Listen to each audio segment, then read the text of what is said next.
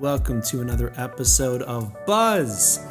I'm very excited because starting fresh, just relaunched the Buzz Dental website for the podcast, and really appreciative that you could join us here, and let's get into this exciting episode.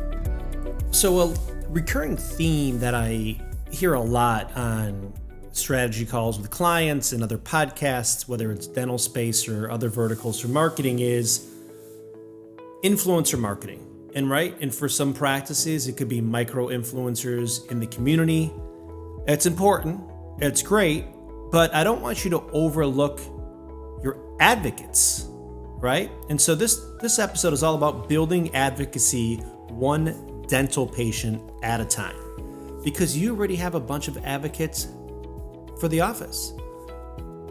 And these are people who are sharing their experience with their friends and families, writing reviews for you, commenting on your social media, engaging on your social media. Let's just take hypothetically, for instance, if there's a patient who is constantly liking your Instagram posts and commenting and sharing those posts, that is an advocate. And you should scale up your advocacy one patient at a time. Those relationships are beautiful. They already love you. They already trust you. They're already referring your practice to their network. So while influencers could be great, especially micro influencers, local influencers for a practice that have a really big social media following, most likely influencers want something in return. As long as you're following HIPAA rules and not violating anything there are some opportunities to have some influencers take pictures and share on social media and barter services if it falls within the guidelines. But that's almost like you have to do outreach and ask and do research on which influencers, which people have a big following in the area, and you never know if there's going to be some ROI on that. Advocates, these are people who don't want anything in return. They already love you. They are already sharing your practice with everyone on social media, at dinner parties, to their friends. And the best advocates are just smiling, and their smile is so beautiful. People are like, wow, you have great teeth. Oh, you gotta go call my dentist. They are unbelievable. The team is incredible. They have the best office. They are so fun. They are so friendly. I look forward. Those are advocates, and you all have them already. So be aware of how you could understand who your advocates are. Mostly it's going to be on social media. You're going to see which people are engaging, liking, sharing your content, but also the patients where you understand, wow, we're getting a certain amount of referrals from this patient. That's an advocate. And really, really obsess about that, show your appreciation, and build those advocates one patient at a time, because those people don't want anything in return. Like some influencers, advocates already love you. All right, moving into the Copy Genius segment of the show. I talk a lot about finding inspiration from your favorite brands outside of dentistry, right?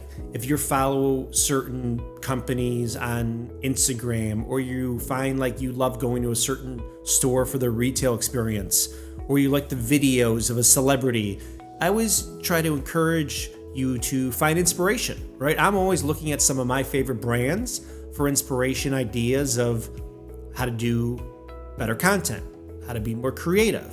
And so I want to highlight a company called Loop Earplugs. So you're probably listening to this right now on one of the podcast channels. We're also on YouTube now. The show is cranking on YouTube. So if you're listening on YouTube, the website is loopearplugs.com. There's actually a US in front of it. And I just want to talk about how great their brand is. Well, first, if you're looking at the website, the top of their website, the above the fold, they have this super fun, cool, energetic header image where the female model has her mouth open and she's smiling, and you can tell she's listening to music, and she's looking across the screen to her right, our left, and right in the direction of discover all earplugs. So there's a great call to action, super cool image, and she's obviously wearing the earplug. Okay. As you scroll down this website, it's got their best-selling earplugs, super nice user experience, very clean, modern, minimalistic design, great typeface, just a lot of white space, good imagery, super, super techie feeling. On the shop experience, they have a right arrow on the button. And so that's a great idea. We like to use that right arrow for the icons on call to action buttons. And so this is an example of like finding inspiration from like super, super, super successful brands in e-commerce, for instance, that what could we borrow? What could we find genius from to take back to your dental practice marketing, right? Then you scroll down, the imagery is just great. All the eye lines are looking left to right. None of the eye lines are looking towards the camera because like I've stated before, you'll have higher bounce rates.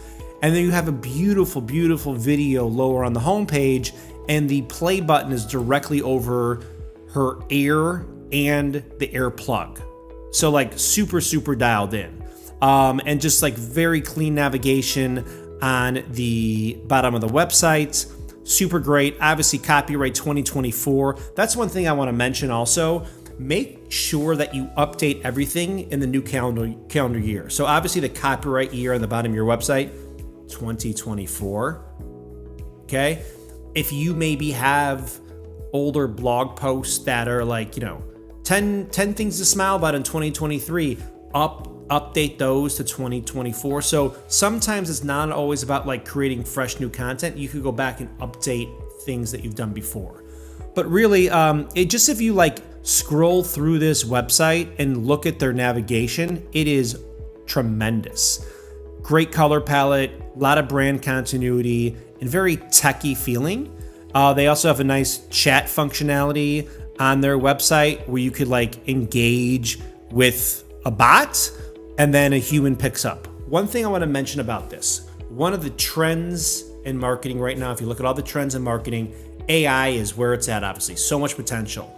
But I find like some offices are using AI chatbots. I'm not sold on that yet right now because it's not like you're, Verizon and you have 47,000 incoming messages to your website every day and you need customer support to answer inquiries that are pretty much the same inquiries across the board, 10 or 20 of the same questions, and AI bot can't answer those.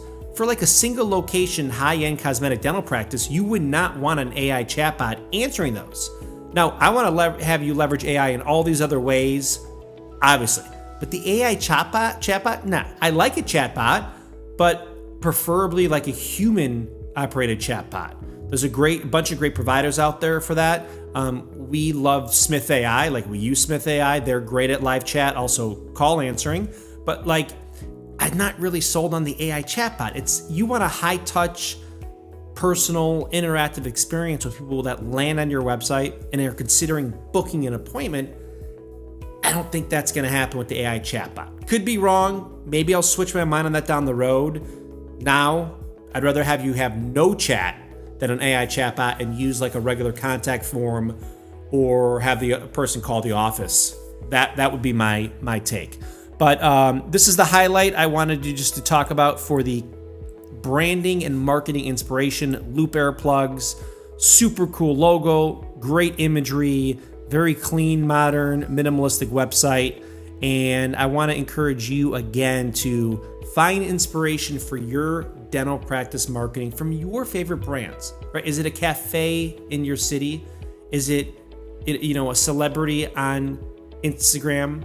Is it a product you bought on Amazon? Whatever it is, we all have our favorite brands, and figure out what you love about that most, extract some wisdom, and bring that into your dental practice marketing. One last thing before we wrap this episode, I did mention some digital trends, marketing trends for 2024. You got AI, data analytics, metaverse, all these types of things, but I keep seeing short form video content basically on every list I look at or a podcast I listen to for trends, which so makes sense if you look at like Reels, which are pretty much like recycled TikToks from a few weeks ago, but still great. I find myself consuming a lot of Reels and short form content on YouTube. For your dental practice, short form video content is really powerful. And so whether it's 5 seconds or 40 seconds, whatever it may be, start experimenting with short form video content. It could be smile reveals, patient of the day stuff, team parties, fun stuff exploring the community, whatever you deem appropriate for content. But I do encourage you to start doing more short form video content. It's viewed favorably by the algorithms, so you'll definitely get some nice organic pop on all the timelines leveraging short form video content. That's it on this episode of Buzz. Thank you very, very much for tuning in. Hope you enjoyed. If you like the pod, please rate and review the podcast. That helps grow the show. Anyone going to the Utah Dental Association coming up here in a few weeks, I will be presenting there. If you're going, let's get together. And then later on next month, I'll be presenting at the Chicago Midwinter Dental Meeting. Always a blast. One of my favorite, if not the best meeting I've ever been to. Can't wait to see everyone in Chi-Town. If you're going to any of those conferences, let's connect, grab a coffee, hang out, do something, and hope to see you there. Either way, wishing everyone an incredible 2024. Keep up the truly inspiring work. And if you implement some of these ideas we talked about on today's podcast, well, you'll without question be a wizard of buzz.